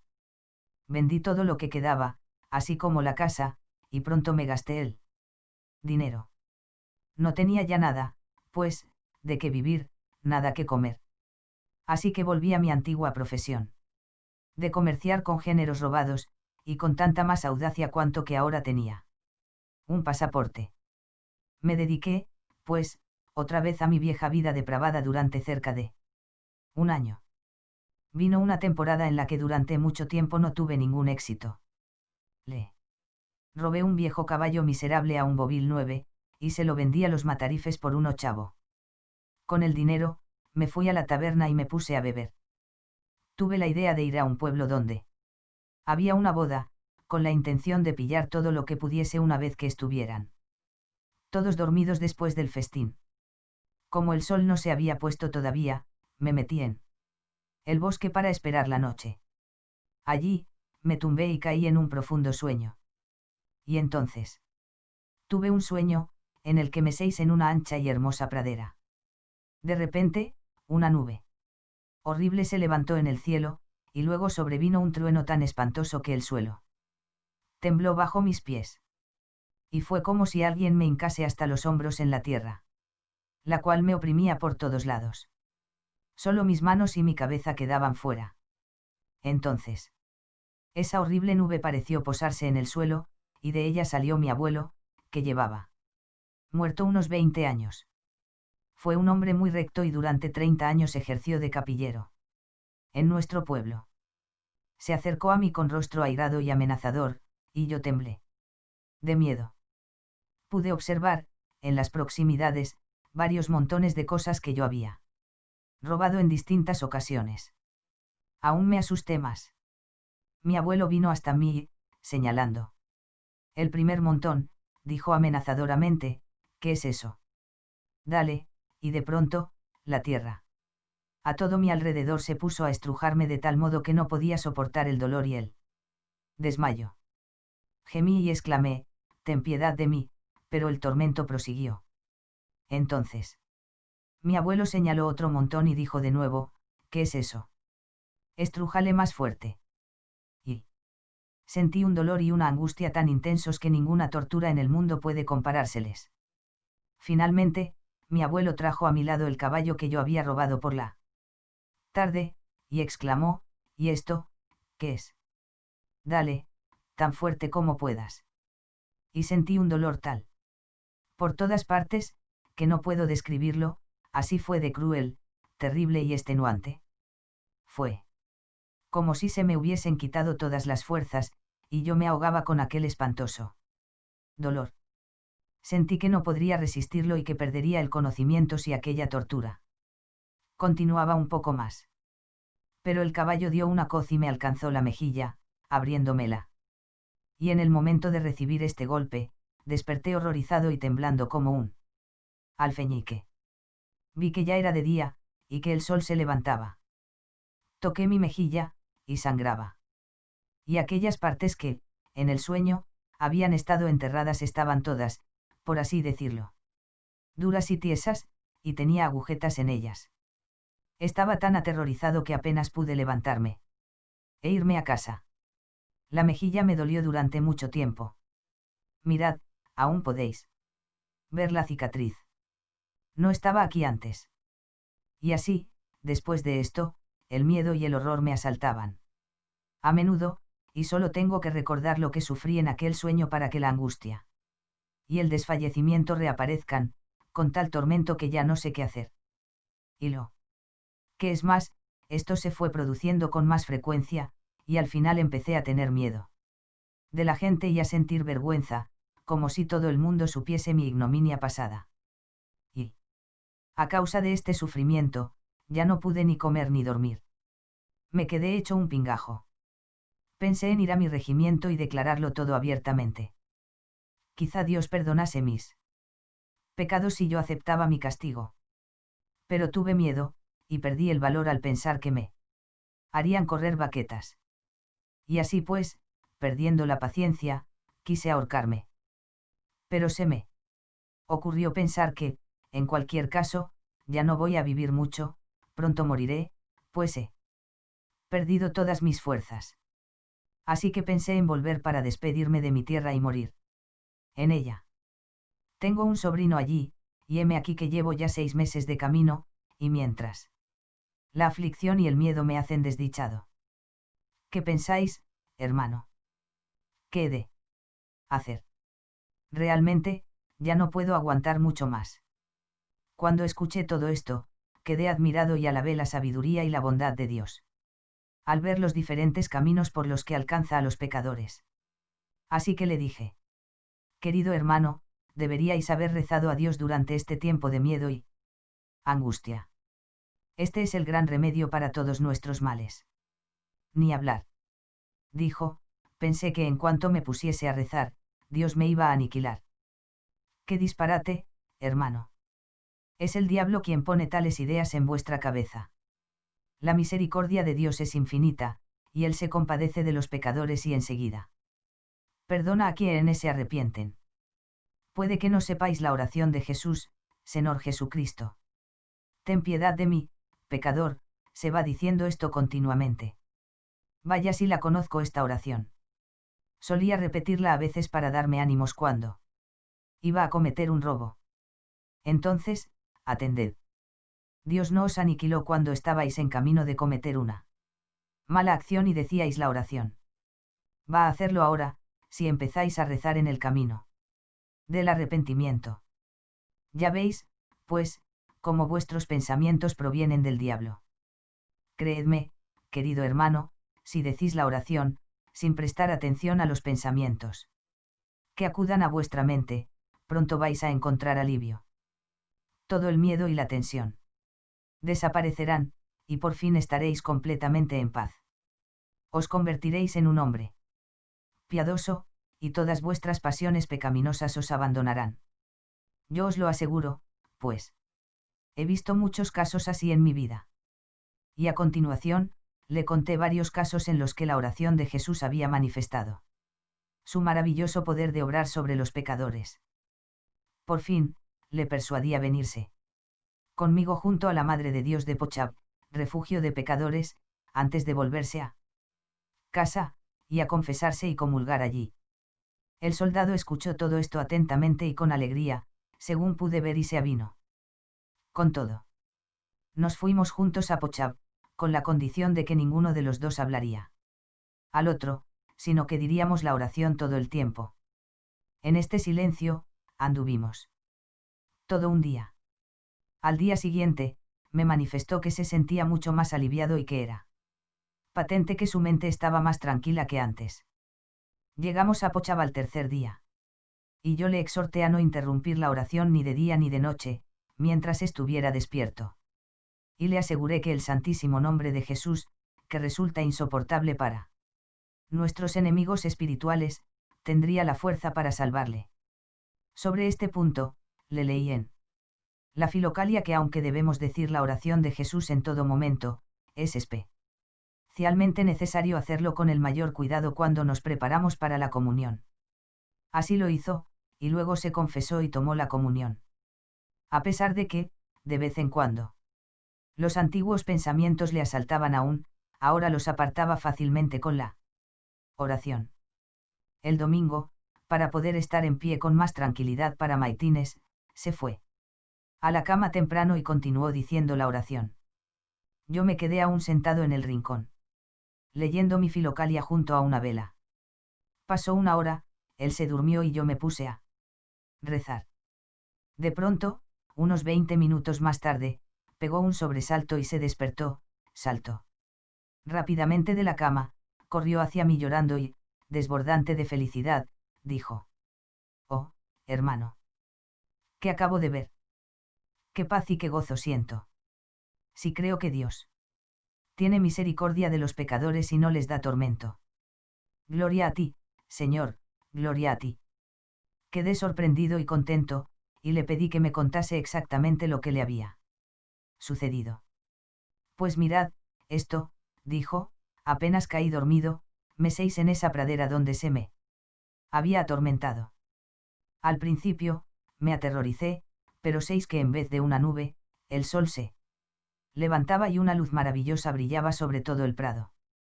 Y séis que en él había flores rojas y hierba. Luego, de pronto, se me acercó mi abuelo, con el aspecto más afable que os podéis imaginar, y me saludó dulce y cariñosamente. Y dijo, ve a Citomir, a la iglesia de San Jorge. Te tomarán bajo protección eclesiástica. Pasa allí el resto de tu vida, y reza sin cesar. Dios tendrá misericordia de ti.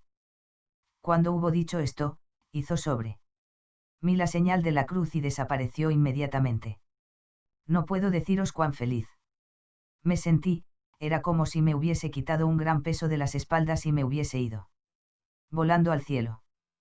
En aquel momento me desperté, con el alma tranquila y mi corazón tan lleno de gozo que no sabía qué hacer. ¿Qué debo hacer ahora? Me pondré en marcha inmediatamente. Para Citomir, como mi abuelo me indicó.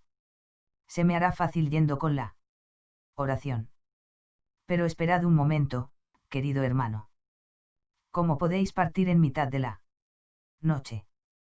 Quedaos para maitines, rezad vuestras oraciones y luego idé con Dios.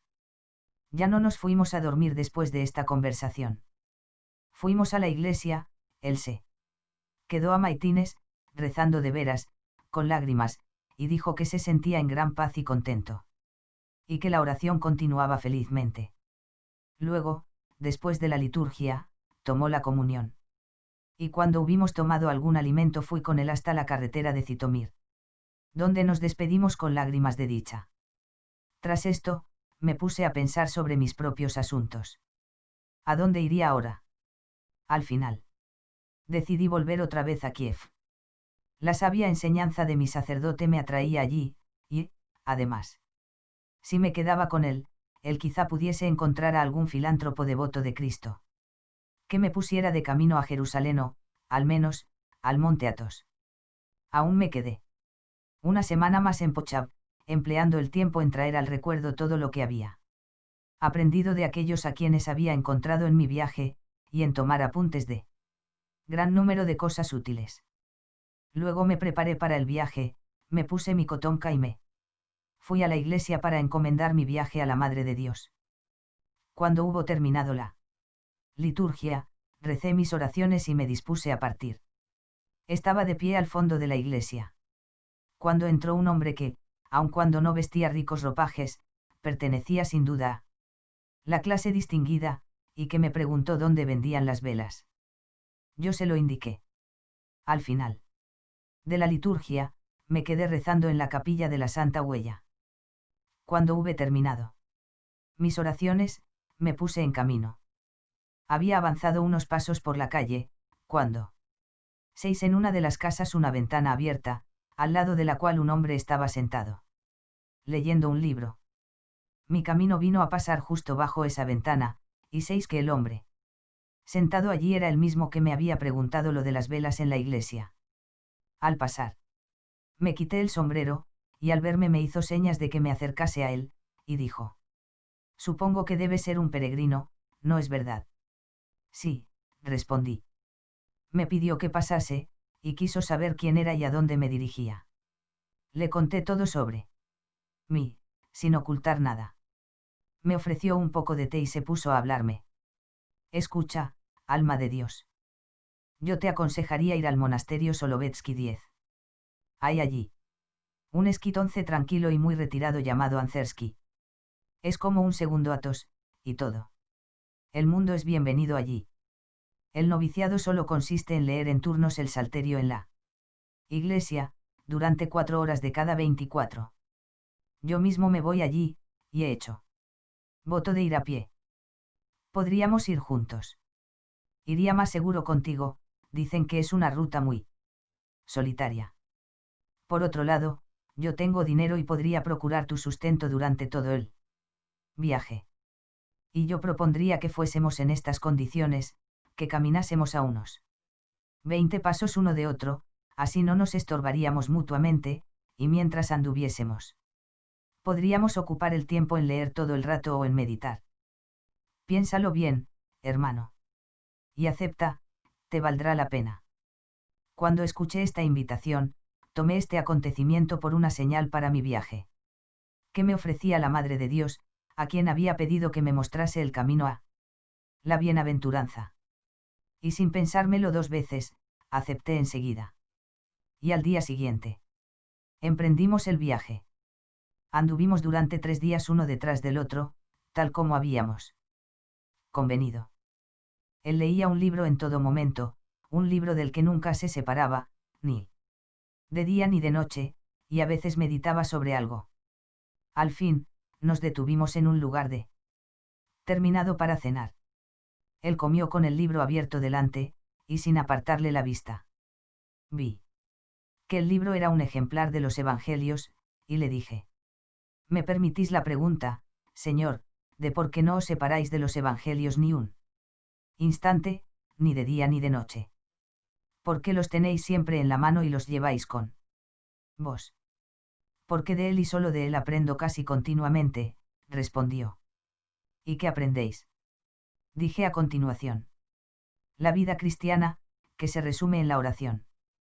Considero que la oración es el medio más importante y necesario para la salvación y el primer deber de todo cristiano.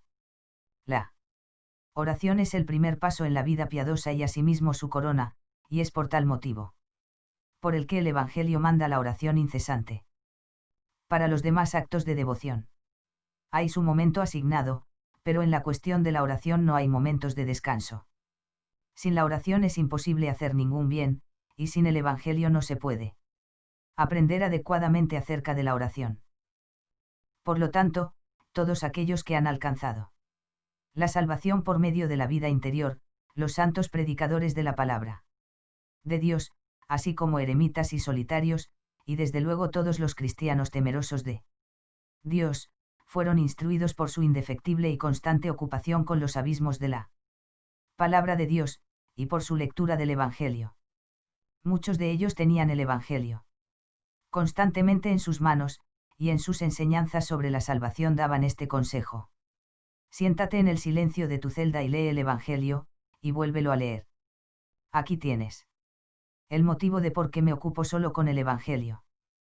Esta argumentación suya y su anhelo por la oración me satisficieron mucho. Le pregunté a continuación de qué Evangelio en particular sacaba la enseñanza acerca de la oración.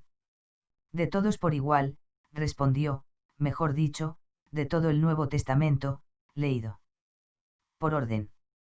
Llevo leyéndolo mucho tiempo y captando el sentido, y esto me ha mostrado que hay en el Santo Evangelio una graduación y una cadena regular de enseñanza acerca de la oración, empezando por el primer evangelista y continuando hasta el final. Por orden sistemático.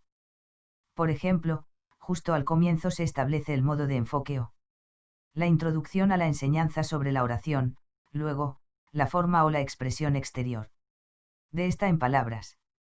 Más adelante, encontramos las condiciones necesarias para poder ofrecer la oración y los medios de aprenderla, con ejemplos, y finalmente, la enseñanza secreta acerca de la incesante oración interior y en espíritu del nombre de Jesucristo, que es mostrada como más elevada y más salutífera que la oración exterior. Y luego viene su necesidad, su fruto bendito, y así sucesivamente.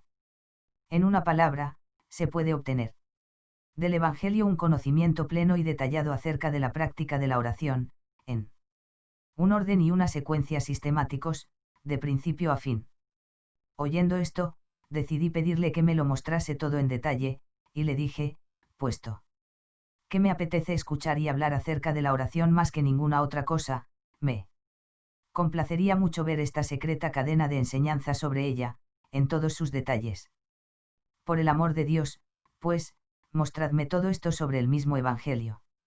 Aceptó de buen grado, y, ofreciéndome un lápiz, dijo: Abre tu Evangelio, míratelo y toma apuntes de lo que te diga. Ten la bondad de mirar estas notas mías. Ahora, dijo, busca primero en el capítulo 6 del Evangelio de San Mateo, y lee del versículo 5 al 9. ¿Ves cómo aquí tenemos la preparación?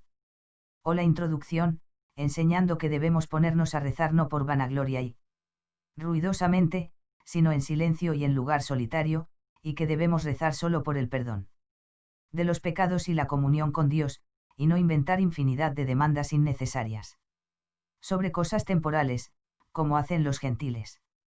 Luego, lee más adelante en él mismo capítulo, del versículo 9 al 14. Aquí se nos da la forma de la oración, es decir, en qué términos debe ser expresada. Ahí tienes reunido con gran sabiduría todo lo que es necesario y deseable para nuestra vida. Después, continúa leyendo los versículos 14 y 15 del mismo capítulo, y verás las condiciones que es necesario observar para que la oración sea eficaz. Ya que Dios no perdonará nuestros pecados a menos de que perdonemos a los que nos han agraviado. Pasa ahora al capítulo 7, y hallarás. Del versículo 7 al 12, cómo tener éxito en la oración, cómo ser intrépido. En la esperanza, pedid, buscad, llamad. Estas expresiones enérgicas describen la frecuencia en el rezo y el apremio a practicarlo, de tal modo que la oración no solo acompañe toda acción sino que incluso la preceda en el tiempo. Esto constituye la principal propiedad de la oración. Verás un ejemplo de ello en el capítulo 14 del Evangelio de San Marcos, del versículo 32 al 40, donde el propio Jesucristo repite a menudo las mismas palabras de la oración. El Evangelio de San Lucas, capítulo 11, versículos 5 al 14, da un ejemplo parecido de oración, repetida en la parábola del amigo importuno, y en el ruego repetido de la viuda 12, que ilustra la orden de Jesucristo de que debemos orar siempre, en todo momento y en todo lugar, y no abandonarnos al desaliento, es decir, a la pereza. Después de esta detallada enseñanza, es el Evangelio de San Juan el que nos muestra la enseñanza esencial acerca de la secreta oración interior del corazón. Ello se nos ilustra, en primer lugar, en el profundo relato de la conversación de Jesucristo con la samaritana, donde es revelada la adoración interior a Dios en espíritu y en verdad que Dios desea, y que consiste en la verdadera oración continua, como una fuente de agua viva que salta hasta la vida eterna. 13. Más adelante, en el capítulo 15, versículos 4 al 8, se nos describe más decididamente aún la fuerza, el poder y la necesidad de la oración interior, es decir, de la presencia del Espíritu en Cristo, en conmemoración incesante de Dios. Finalmente, lee los versículos 23 al 25 del capítulo 16 del mismo Evangelista. Fíjate qué misterio se nos revela allí. Tú observas que la oración de Jesús, cuando se repite con frecuencia, tiene la mayor fuerza y con gran facilidad abre el corazón y lo santifica. Esto puede observarse muy claramente en el caso de los apóstoles, que habían sido discípulos de Jesucristo durante todo un año, y a quienes él ya había enseñado el Padre Nuestro, que conocemos a través de ellos, pero al término de su vida terrena, Jesucristo les reveló el misterio que aún faltaba en sus oraciones. A fin de que su oración pudiese dar un claro paso adelante, les dijo: hasta ahora no habéis pedido nada en mi nombre. En verdad os digo, cuanto pidierais al Padre en mi nombre os lo dará. Y así sucedió en su caso. Puesto que, siempre ya luego, cuando los apóstoles hubieron aprendido a ofrecer oraciones en el nombre de Jesucristo, cuántas obras maravillosas realizaron y cuán abundante luz fue derramada sobre ellos. ¿Ves? Ahora el encadenamiento, la plenitud de la enseñanza acerca de la oración depositada con tanta sabiduría en el Santo Evangelio. Y si sigues después con la lectura de las epístolas de los apóstoles, puedes encontrar en ellas también la misma enseñanza consecutiva acerca de la oración. Como continuación a las notas que ya te he dado, te mostraré varios pasajes que ilustran Las propiedades de la oración. Así, en los Hechos de los Apóstoles se describe su práctica, es decir, el constante y diligente ejercicio de la oración de los primeros cristianos, que fueron iluminados por su fe en Jesucristo. 14. Se nos refieren los frutos de la oración, o el resultado de estar constantemente en oración, es decir, la efusión del Espíritu Santo y de sus dones sobre los que rezan. Verás algo parecido a esto en el capítulo 16. Versículos 25 y 26. Luego, sigue por orden las epístolas de los apóstoles, y verás, primero, cuán necesaria es la oración en toda circunstancia. 15, segundo, cómo el Espíritu Santo nos ayuda a rezar. 16, tercero, cómo todos debemos rezar en Espíritu. 17, cuarto, cuán necesarias son la tranquilidad y la paz interior para la oración. 18. Quinto, cuán necesario es rezar sin cesar. 19, y sexto, que no debemos rezar solo por nosotros mismos, sino por todos los hombres. 20. Y de este modo, consagrando largo tiempo a extraer con gran cuidado el significado, podemos encontrar aún muchas más revelaciones del conocimiento secreto que se oculta en la palabra de Dios, el cual se nos escapa si solo la leemos de vez en cuando o por encima. Te das cuenta, después de lo que te acabo de indicar, con qué sabiduría y qué método revela el Nuevo Testamento la enseñanza de nuestro Señor Jesucristo sobre la materia que hemos estado investigando, en qué maravillosa secuencia está expuesta en los 4 evangelistas. Es de este modo, en San Mateo vemos el acceso, la introducción a la oración, la forma concreta de esta, las condiciones de la misma, y así sucesivamente. Sigamos adelante. En San Marcos encontramos ejemplos, en San Lucas, parábolas, en San Juan, el ejercicio secreto de la oración interior, aunque esto también se encuentre en los otros evangelistas, bien sea brevemente bien por extenso. En los Hechos se nos describen la práctica de la oración y sus resultados, en las epístolas de los apóstoles y en el propio Apocalipsis, muchas propiedades asociadas inseparablemente con el acto de rezar. Y ahí tienes la razón por la cual los evangelios me bastan como maestro en todos los caminos de la salvación. Durante todo el tiempo que fue mostrándome esto e instruyéndome, yo fui marcando en los evangelios, en mi Biblia, todos los pasajes que él me señalaba. Esto me pareció muy digno de notar e instructivo, y le di las gracias. Luego, seguimos durante otros 5 días en silencio. Los pies de mi compañero empezaron a dolerle mucho, sin duda, causa de no estar habituado a caminar continuamente. Así que alquiló una carreta con un par de caballos, y me llevó con él. Y así hemos llegado a vuestros alrededores, donde hemos permanecido 3 días para poder, una vez hayamos descansado un poco, partir directos hacia Anzersky, a donde él está ansioso por ir. El Starets, este amigo tuyo es magnífico. A juzgar por su devoción, debe ser muy instruido. Me gustaría verle. El peregrino, nos alojamos en el mismo lugar. Os lo voy a traer mañana. Ahora. Ya es tarde. Adiós.